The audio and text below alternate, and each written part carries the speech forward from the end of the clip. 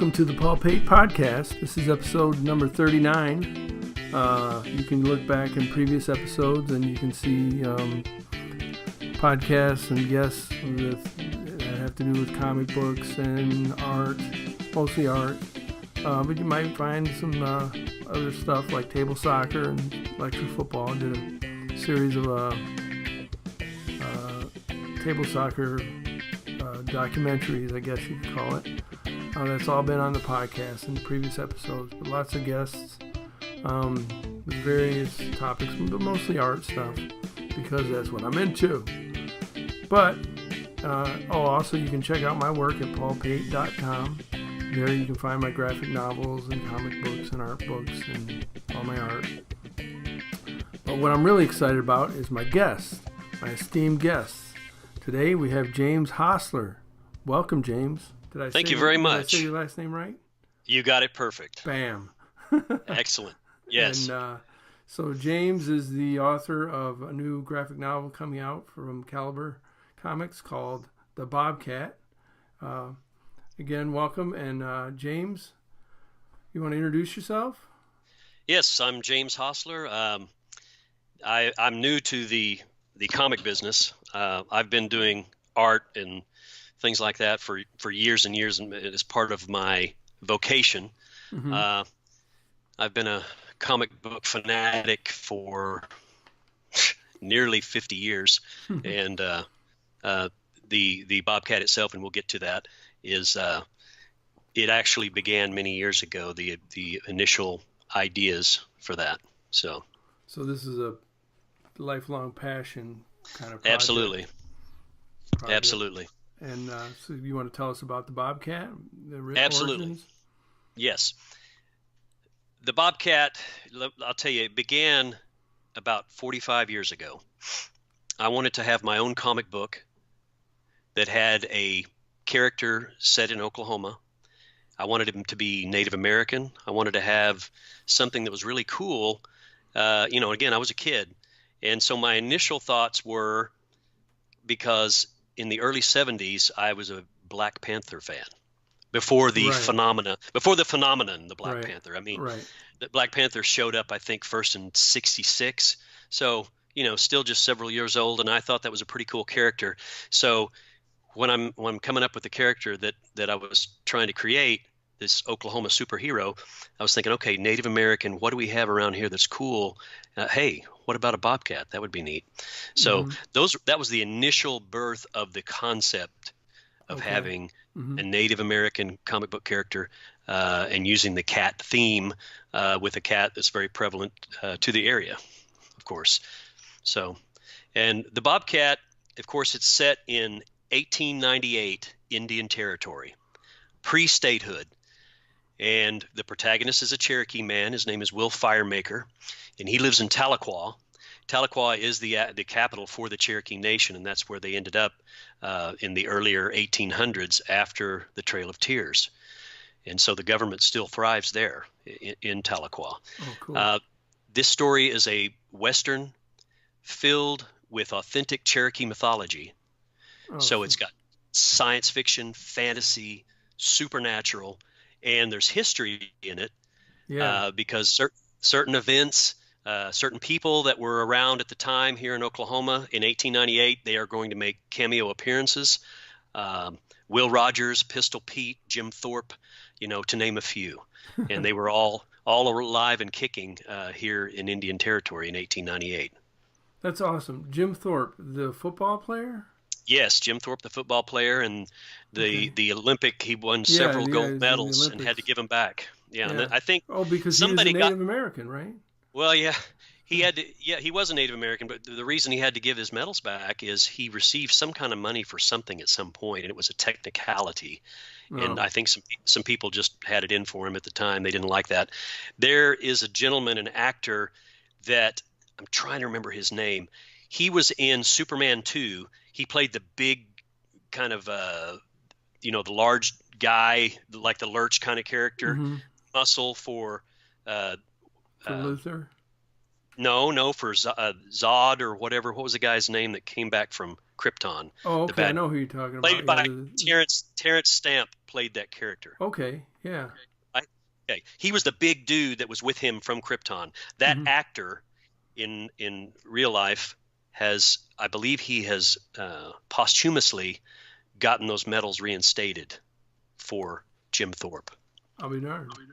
Yeah, and I actually heard that story from our artist Jim Mesling, who lives in Des Moines, and he met that gentleman and spoke with him extensively about all of that. And actually, that actor really thought the Bobcat was an awesome idea, and he was very, very positive about it. So That's anyway, cool. Yes, that's that's great. Speaking of the artist, I would describe the art as luxurious. yes. I mean, I just picture. I've only seen the online version of the story because I don't know. It was just coming out to press recently, right? Yes. We've got 3 issues, single issues printed, and the first one was printed in 17, but there's been no trade paperback and no nationwide distribution until now. Okay. And the actual first books that have been printed are supposed to be arriving in Biloxi, Mississippi on Friday at the place we're staying. So I have them for the Gulf Coast Fan Fest this weekend. Awesome. In Biloxi, Mississippi. Yep. And, I guess everyone's looking at the weather. I think we dodged a bullet there because that hurricane's going up the East Coast. So it was closing in on Biloxi and then went up and east. So we're not going to be driving into anything, thank goodness. Yeah. So. The artwork is just fantastic. How did you get hooked up with Jim? We ran into Jim. Okay, it was 2016. We were at Wizard World, Tulsa. Okay. So Tulsa, Oklahoma.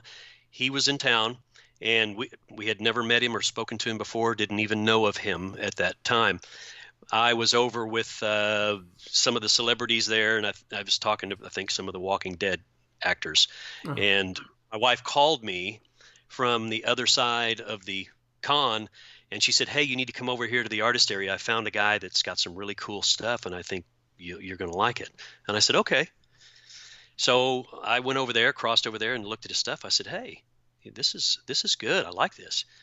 And I showed him what I said. I'm working on a comic book, and I showed him my preliminaries, some of the storylines that I was coming up with, because I hadn't gotten fully into writing the full-bodied story or have any kind of a script yet. Okay. But I was telling him the premise about the Cherokee superhero and it being a supernatural, steampunk, fantasy western, all those elements. And he lit up and he said, well, who's doing your art? And I said, "Well, I don't know." And he goes, "I want to do it." Oh, wow.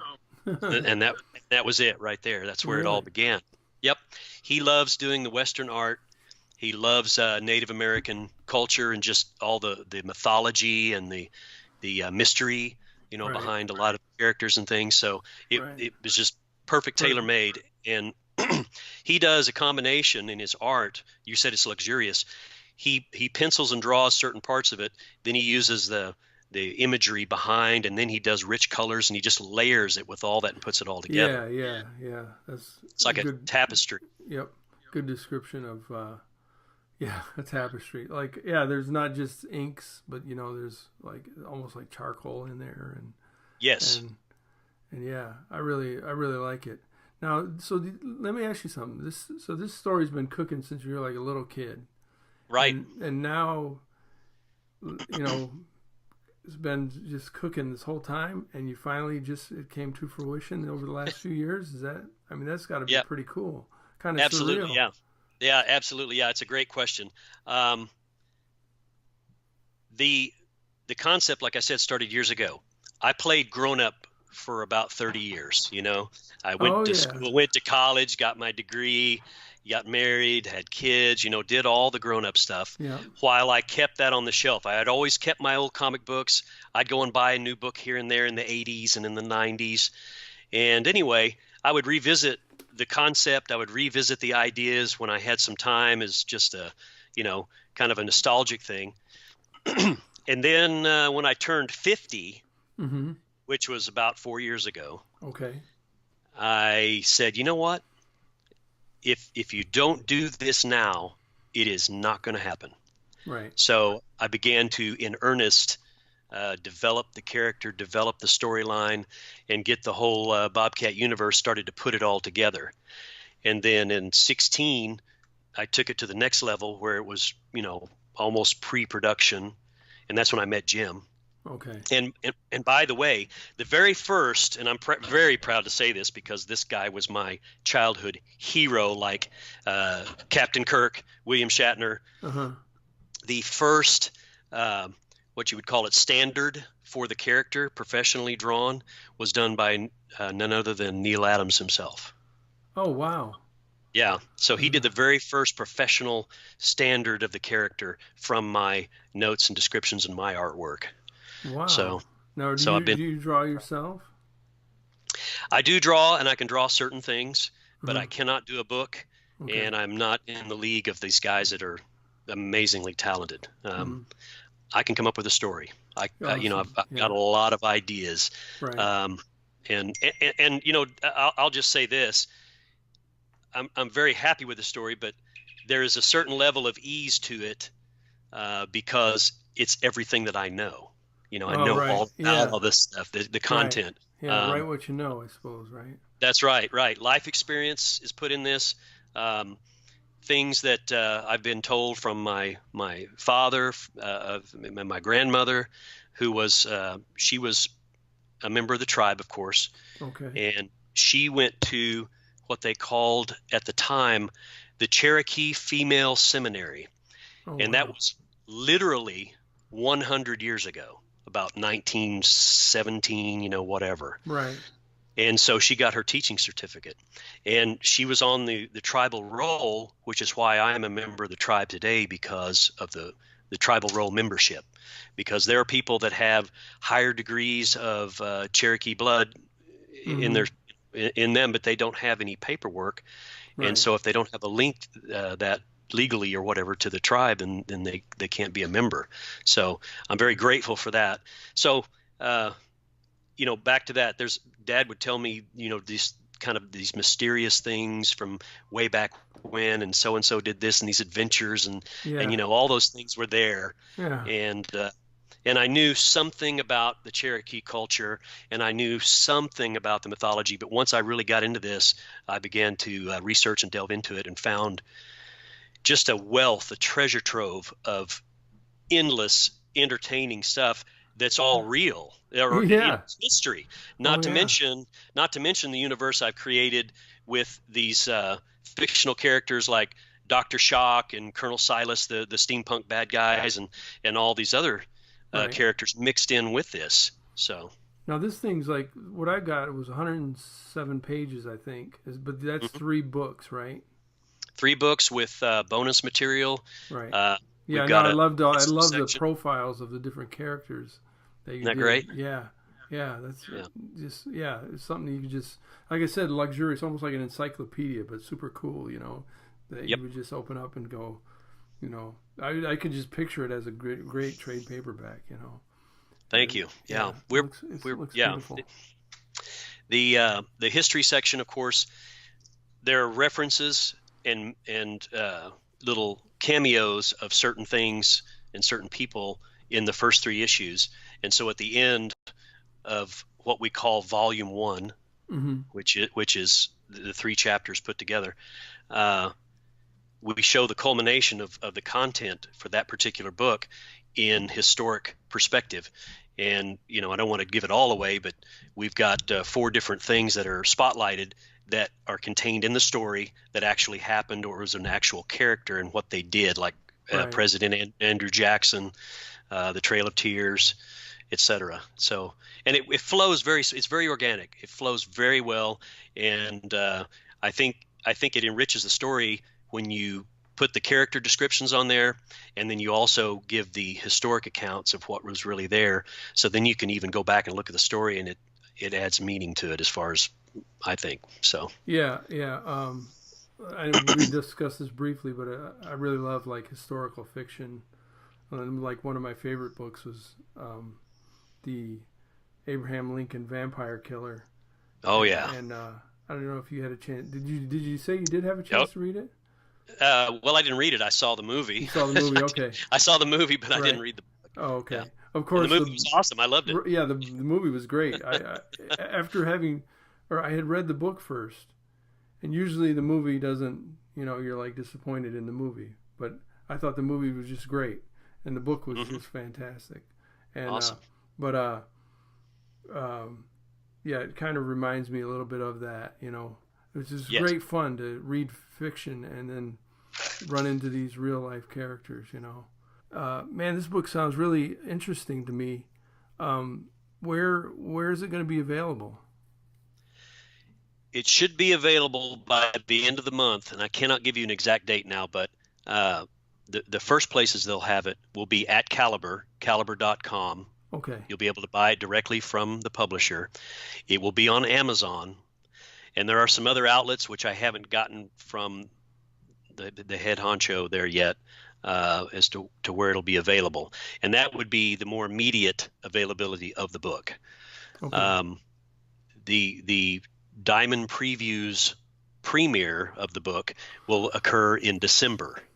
Okay. So and according to what the publisher has told me, because I'm new to this end of the business, the comic book stores will be able to peruse the Diamond Previews catalog, and then if they choose to order that, they will be receiving it. He said around first part of February, probably, if they order in December. Yeah. Okay. So Yeah. are you excited to? I mean, I'm sure you've envisioned the Bobcat sitting on a shelf Oh, somewhere. yes. And Oh, yes. and there's the local comic shop here and where I live is the Comic Signal, and I'm sure they'll get it because they get everything Caliber, and so. Awesome.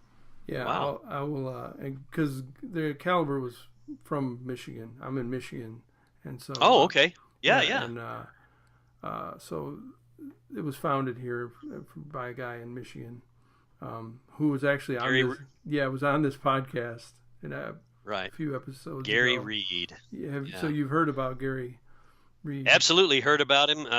Unfortunately, I never had a chance to meet him because Andrea Molinari got us connected with the publisher, and I spoke with him after the fact. We first met January 17, so Gary was already gone. Right. So anyway, he's done wonderful work, and I'm sure you've seen these before. But the Dead World series that he created, it's awesome.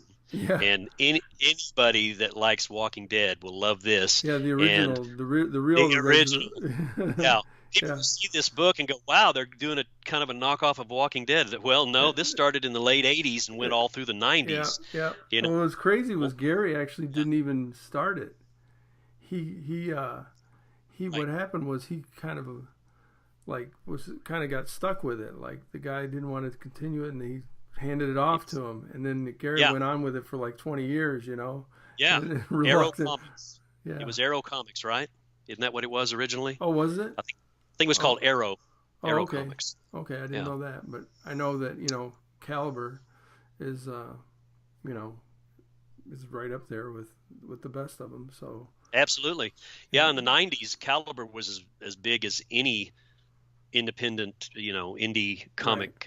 Right. It may have been the biggest for a period in the '90s because Image was just coming on, and I know that Gary was friends with some of the guys that founded Image, and what I have heard too is that they had some little business ventures combined here and there with kind of maybe some role-playing games, something like that. Some stuff. Okay.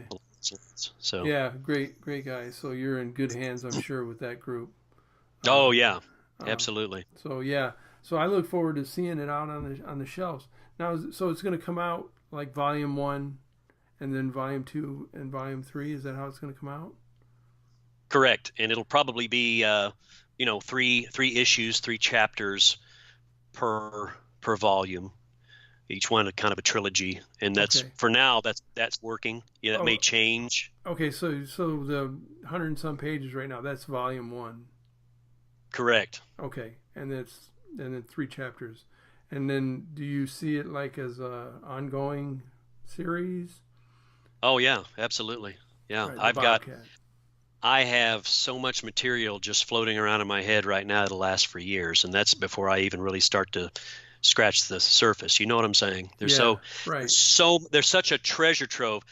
The culture here in Oklahoma is a combination of the Native American culture, the westward expansion folks that came from the east to try to start Hmm. from nothing and have their own thing. So there's a blended culture here that I believe, and I don't say this in a bad way, that East Coast and West Coast, they are somewhat ignorant about it. And I don't say Yeah. ignorant in a negative way. I say they No, just right. don't know. Yeah, not aware of it. And part of this is to get that out there for them to see. And it's sort of like having a gemstone that no one recognizes what it is, and it's just laying there in the dirt, and then you pick it up, you clean it off, and you shine it and show the world and say, look at this here. And that's what I think all of these stories, all of this Cherokee mythology, the Native American culture blended in with the Western take. Right. I think, and in a way, the way the Bobcat has come across, I've talked to people in the biz that know what they are doing, and they are seasoned experts, and they said this is really fresh because there's so many things that are being hashed and rehashed, and Right, right, this hasn't been out there. This right. whole concept of what you're doing. So Yeah, yeah, I think, yeah, I agree with you, or I agree with all the experts. I So, appreciate um, awesome. So, what a little bit more about you? Like, well, let me divert here for a second. So, sure. anybody knows me, I talk incessantly about electric football. Are you familiar with electric football? You mean the old where it went and the thing Yeah, moved? Oh, yeah, oh yeah. I had one of those. right. Yeah. It's a great game, right? Everybody had one of those when they were Yes. a kid. And a lot of it, so, Yes. did you know that the people still play it? No, I had no idea. Yeah, and so there's leagues all across the country, and Wow. yeah, so I play it, quite competitively. But everybody agrees, like, what it is it's your second childhood. So Yes. everybody had it as a kid. They played it as a kid growing up. Get into high school, and that's you get rid of it, put it in the closet, Yeah. whatever. It's not cool when you're right. Right, It's not and cool. then 20 years later, or however long it takes, you go, oh, I want to get that out, you know, and check it out because that looks fun. And video games and things are, and so all these guys, they all agree that we're going through the, like you described. Time went by, and now, if I don't do this, it's never going to happen. So Exactly. my Yes. question though is, do you wish you'd have done it earlier? You know, uh, maybe in some ways, when I was younger, I had more of this endless ideas and creativity than I do now, but I still have it. But I have this wealth of knowledge and information and life experience that I'm bringing to this now, Right. which I think makes it richer Yeah. as a Yeah. Yeah. result. You know, Right. so and so yeah, no, I think waiting is great because again, for 30 years I had all these other more important things to do, and they were important things. But now that I've hit this point, I can do what I wished I could have done as a kid, as an adult, and do a lot better job at it. You know. Yeah, I think the story. Yeah, I imagine just the maturity level to really flesh out the story and make it, I don't know, meaningful to you. Right. It Right. comes and yeah, just the richness of life. You bring that to the story at once you live the life. So Exactly. one of my favorite authors of all time is this author. His name is Gary Jennings, Hmm. and he wrote a book called Aztec, and it was about the Aztec Empire. Um, uh, Similar, great, long, big, thick book, like 1,000 pages. Is crazy. And Wow. I was on a vacation in Mexico City, where that was the center of the Aztec Empire, and that's when I read that book because I was going around Mexico City and everybody's speaking Spanish and I'm just like sitting there, I'm going to read, so I read this giant book and it was just amazing and it became one of my favorite books of all time. But awesome. So I read, and then he wrote several historical novels like that. One about Marco Polo, different things like that. Mm-hmm. And then I checked him out, and he didn't write his first novel until he was 50. Ha ha! Wow. Okay. And one of the things that he did was the Marco Polo novel was about what do you call that? That goes from Europe. It starts in Venice and then it goes all the way to China, the Silk Road or something like that. Yeah. Right. He actually walked that. This author, at some point in his life, he actually walked it. Wow. But that was before he wrote the novel. It was like research for the novel. But he was living his life, you know what I mean? And then at that, which is crazy to me because it's like, life is short, But, yes. But yes. you only have that life experience. I don't know. It just only works out for some people, So, right. Congratulations on getting to the point where you're, at the point where you've hit that stride, and then it actually came to fruition. It looks like a beautiful book, and thank you.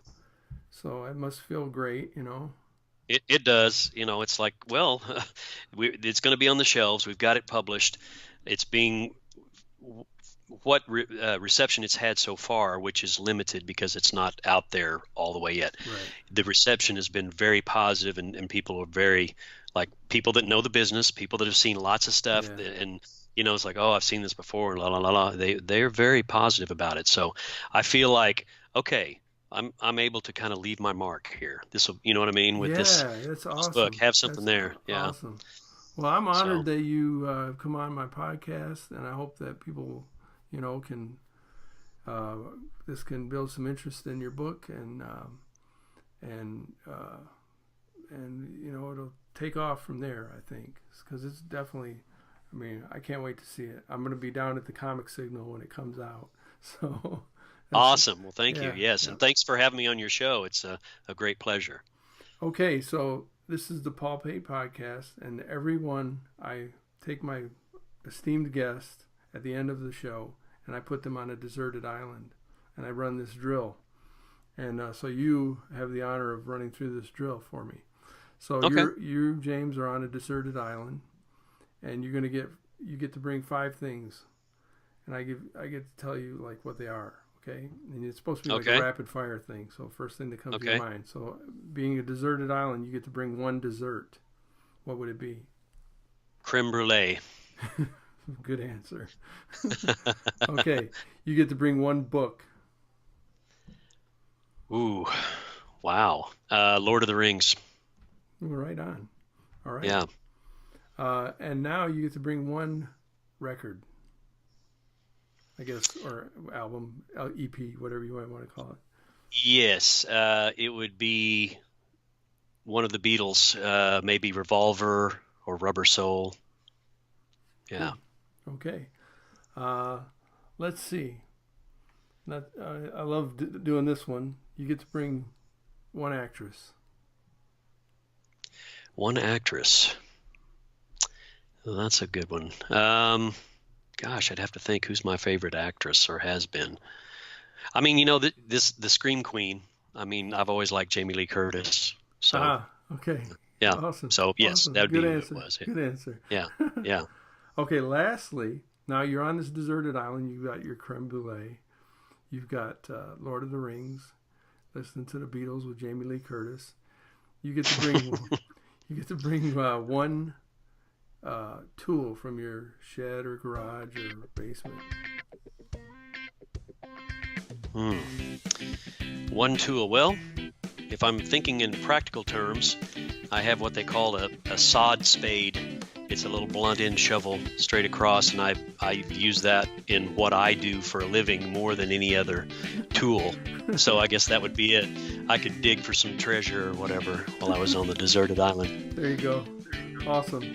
Well, you were like the smoothest guest I've ever had. There's always been like, oh man, actress. Well, I'm gonna, you just had the answers ready. It was pretty good. Well, great. Thank you. All right, man. thanks for coming on. It's been a pleasure meeting you and get to know you. And yes, sir. Anytime you want to come back, I love doing the podcast and learning about people and their art and their life's passion. And so, best of luck to you on the debut of the comic, The Bobcat. And let's Thank keep you very in much. touch. We will do so. Thank you. Great.